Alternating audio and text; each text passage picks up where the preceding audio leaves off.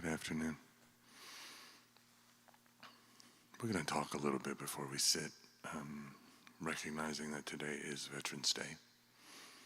And I've asked Brian, who's going to speak from the perspective of being a vet himself.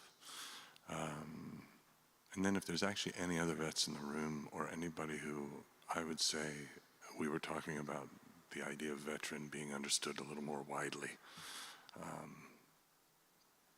People who want to speak from the perspective of surviving war. So, but Brian, please. Thank you. Welcome, everybody. It's lovely to see you all. I found out an hour ago that today is Veterans Day when Kosen emailed me right at 11 o'clock, which is one of those fun little synchronicities. So I think it's interesting to take a look at the history of Veterans Day at a way-in, because it is, for me, a very complex and conflicted subject. But the history starts really in 1919 with Armistice Day being instituted as a memorial for the horrors of World War I on the 11th day of the 11th month at 11 o'clock was the traditional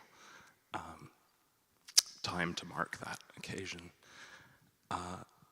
And then it was in 1956, so after World War II and in the wake of the devastation of the Korean War, that President Eisenhower and Congress decided to change Armistice Day to Veterans Day. Memorial Day was already a thing. Memorial Day was in the wake of the Civil War, established, I want to say, in 1868. And so, so Veterans Day was established as a day to reflect on the contributions of people in armed service, and I think President Eisenhower's words were to rededicate ourselves to the cause of peace.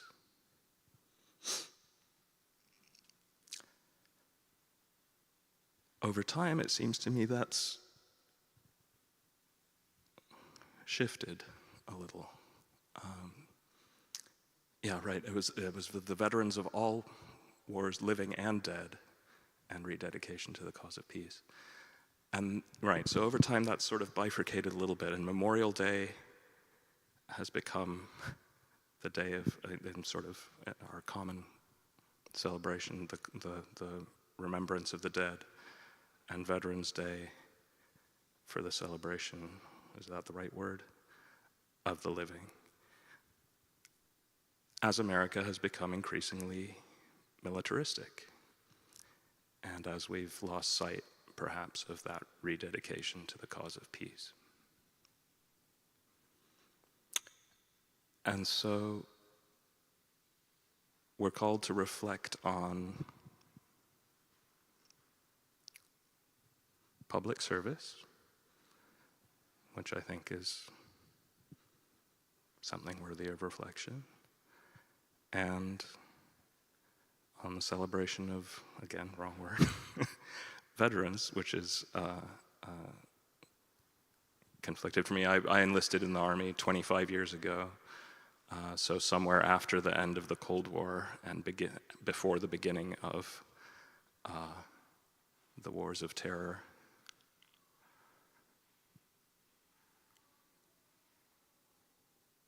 And so the question becomes for me, well, what is a veteran?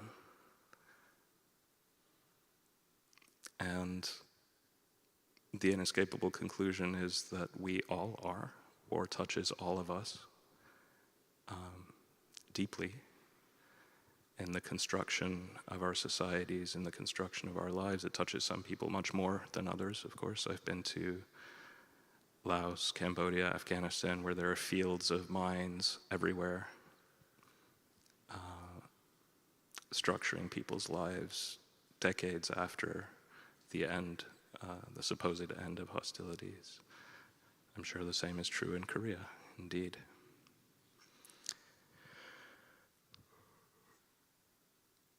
But we all participate. Most people in the armed services are not actively fighting. They are cooking and doing paperwork and driving buses. And at a certain point, it's hard to distinguish between that activity on the federal payroll and that activity in our daily lives here. It's all part of the same social enterprise. Von Clausewitz, the theoretician of war, says that war is the continuation of politics by other means. That is an evil sentiment, in my view, but it has some ring of truth. It is part of our social and political activity. In my view, it's the breakdown of politics. It's the worst failure of our communities to resolve differences peacefully. But it is intimately bound up with how we relate to one another. And we are all interrelated. I think that's what I have.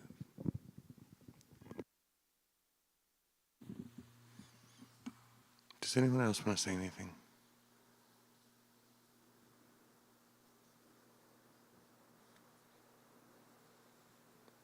I'm going to speak to this from a little bit different perspective. It's parallel, but from a personal perspective as well, because I think it leads into the compassion practice that maybe we do, which is that not about myself, but my father was a Vietnam vet, and I grew up with that war as a family member. And, it's an interesting thing to think about. It's taken me a very long time to fully try to understand what it was for a 20-year-old boy to be drafted. And just to take a second and put us all back into our 20-year-old selves. And think what kind of person we were at 20. And then all of a sudden be scrambling under barbed wire with live rounds being fired over our backs for training purposes. And then sent somewhere. My father often said, I don't know why I was sent there. I did nothing to these people, or these people did nothing to me.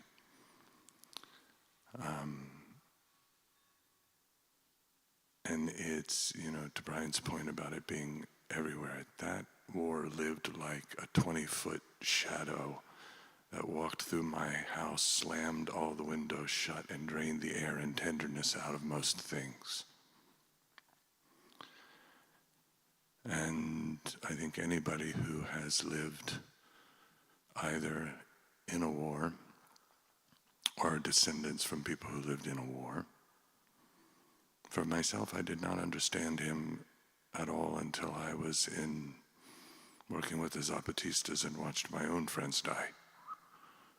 And then still I can't understand what the inside of his eyes see every day.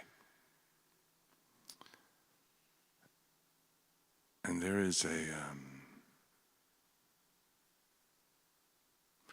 is so easy. I find both the Sunday football ticker tape commentator celebrations and the easy criticisms that come out of other spaces to both be wildly insufficient.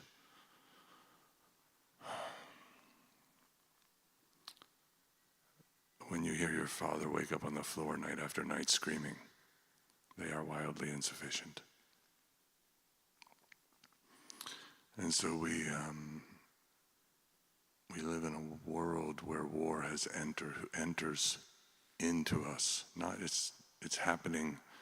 I can't possibly imagine. And I keep saying this because it's what I know. I can't possibly imagine my father's eyes and heart and mind and what he has had to wrestle with. And yet, and I can't possibly imagine, and he said this over and over, all the Vietnamese people who had to go through hell. And what that did to how many millions of households all over the world. That's just one conflict. And so there is I think it's easy somehow to skip over this day and not really feel into the way it permeates so much, the way it's in the ancestry of a lot of people in this room in very different ways. Very different places, different locations, different reasons. And so to expand this, to take seriously the people who have experienced war directly, and to also take seriously the people who have lived with the way it has rolled out into families and into communities and into lives that may not have experienced it directly. And to hold compassion, really hold compassion for everyone who has to carry it, everyone who's not going to ever have enough therapy or ritual or whatever's required to move it through the body and metabolize it. So to Brian's point, just for the meditation to be very, very simple. Feel into our hearts, bring compassion to everyone who has had to hold war, and to recommit our hearts and ourselves to peace. And as that comes, however that works out in you, however you understand that, however you feel that in your heart, just be with that for the next few minutes. And collectively, maybe we can begin to live a world of love.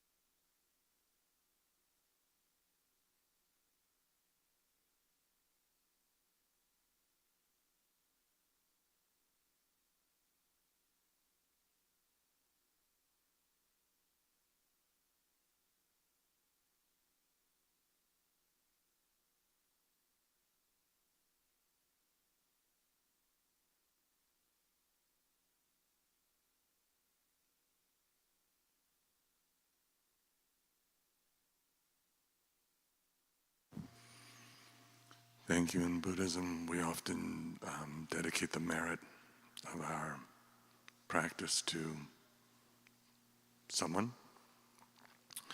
So today I would like to dedicate the merit of our practice together here to all those in the world who are suffering from war, ethnic cleansing, genocide in Palestine, in Sudan, in Ethiopia, in the Congo, in Burma, in Ukraine, in Tibet, and many places unnamed. And to all of those who are suffering from wars past, may we all be healed. May we realize the dignity of every human life in our bones.